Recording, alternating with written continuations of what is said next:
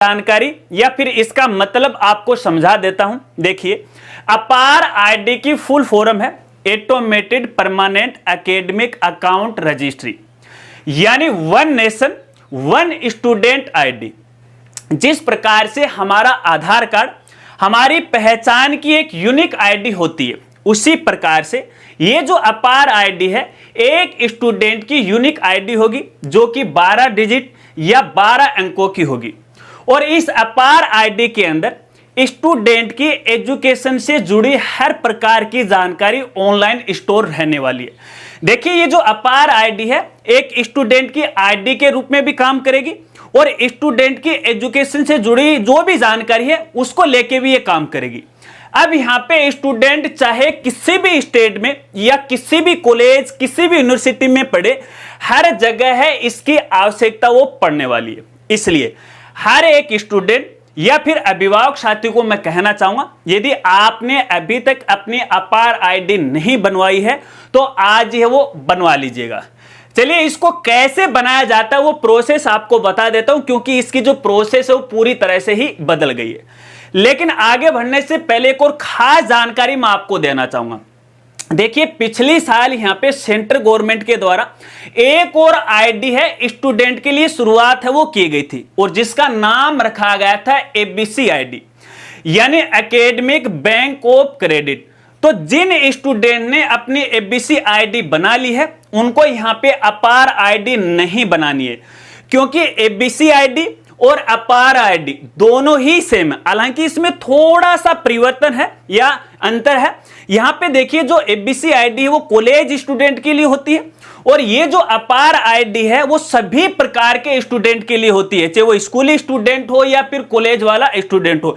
अब ABC ID का नाम बदलकर यहाँ पे अपार आईडी वो कर दिए। चलिए, अब इसकी प्रोसेस आपको बताता हूं कि किस तरह से आपको ये अपार आईडी वो बनाना है। यहाँ पे अभिभावकों को मैं फिर से कहना चाहूंगा, देखिए आपकी जिम्मेदारी है, आपका बालक चाहे किसी भी कक्षा में पढ़ रहा हो, क्योंकि बालक वो नादान होता है, उसको भविष्य के बारे में ज्यादा ज्ञान नहीं होता है, तो ये जिम्मेदारी अभिभावक की बनती है। अपार आईडी आपको आज ही बनाना है।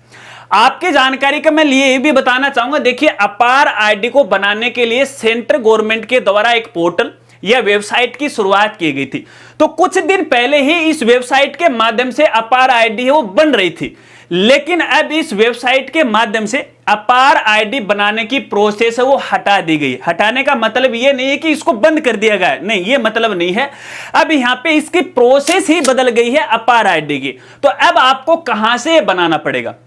देखिए, आपका जो बालक बालिका है जिस भी स्कूल में पढ़ाई कर रहा है प्रेजेंट समय में, उस स्कूल के माध्यम से ही स्टूडेंट की अपार आईडी वो बनेगी। आपकी जानकारी के लिए बताना चाहूंगा, देखिए हर एक स्कूल के अंदर यूडाइस पोर्टल चलता है, जो कि सेंट्रल गवर्नमेंट का होता है, और इस यूडाइस पोर्टल पर स्कूल का सारा रिकॉर्ड रहता है, स्टूडेंट का सारा रिकॉर्ड होता है। तो अब से आगे यहाँ पे ये जो अपार आईडी है ना, वो इसी यूडाइस प्लस पोर्टल के माध्यम से स्कूल के द्वारा ही बनाई जाएगी। हालांकि हाल ही में मैंने यूडाइस प्लस पोर्टल से कैसे यहाँ पे अपार आईडी बनाई जाती है इसकी पूरी प्रोसेस है वीडियो के माध्यम से दिखाई थी। ये वाली वीडियो है, अगर देखना चाहते हो तो लिंक आपको वीडियो के डिस्क्रिप्शन में वो मिल जाएगा।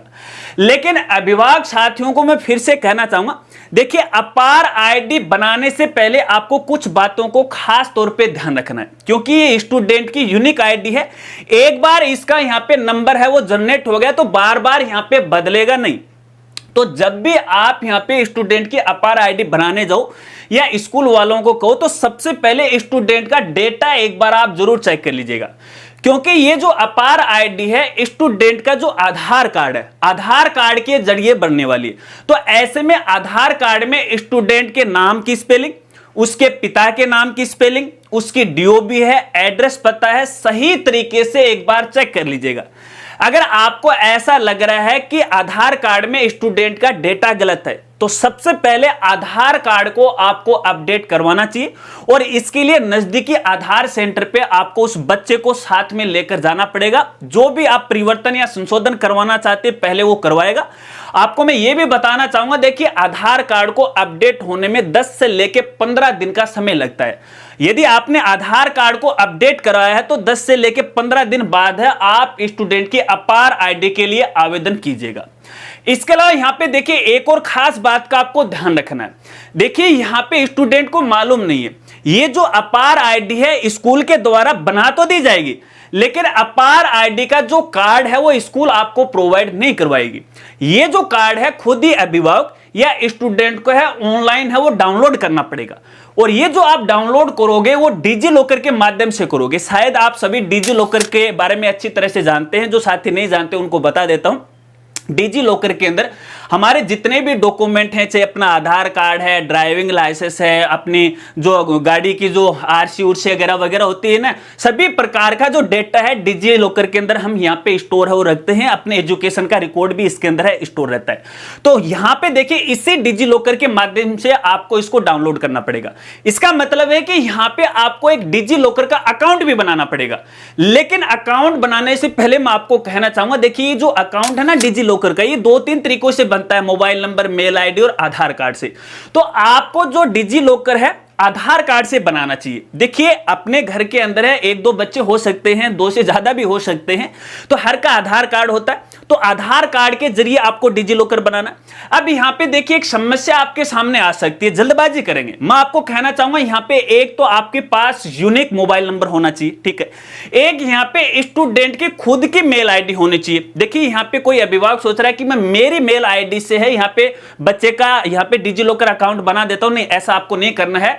यूनिक आईडी आपको बनानी है, मेल आईडी। अब देखिए मेल आईडी है, लोग ऐसे कैसे ही बताते, मैं बार बार यूनिक आईडी का नाम ले रहा हूं, वो इसलिए ले रहा हूं। देखिए किसी स्टूडेंट का नाम है अंकित कुमार झाझड़िया और मेल आईडी भी बना लेते हैं अंकित कुमार झाझड़िया। इतनी बड़ी मेल आईडी हो जाती है जो किसी को भविष्य में याद ही नहीं रहती है।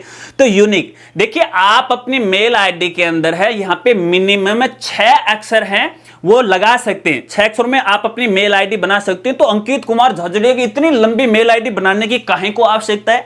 तो आप पहले उस पर ट्राई कीजिएगा, जो याद रहने वाली वो मेल आईडी बनाएगा अपने बच्चे के लिए। और जब वो समझदार हो जाए तो बता देना कि भैया आपकी ये मेल आईडी है और इसी पे आपका डिजी लॉकर अकाउंट है वो बना हुआ है। यहां पे देखिए जैसे जैसे बच्चा आगे पढ़ेगा ना, या फिर जो भी गवर्नमेंट योजनाओं के फॉर्म भरेंगे, कोई भर्ती का फॉर्म भरेगा, तो डिजी लॉकर से उसका डेटा है वो भविष्य में उठाया जाएगा। और आज कई तो डिपार्टमेंट में जो डिजी लॉकर से डेटा उठाया भी जा रहा है। लेकिन यहां पर एक और खास बात आपको ध्यान में रखना है।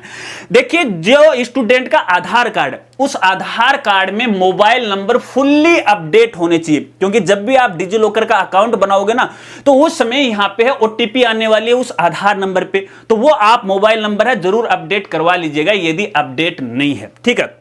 इसके अलावा यहां पे देखिए एक मोबाइल नंबर पे आपको देना पड़ेगा। तो एक डिजी लॉकर में केवल एक ही मोबाइल नंबर वो काम करता है। एक मोबाइल नंबर से, एक मेल आईडी से है आप अलग अलग डिजी लॉकर वो नहीं बना सकते।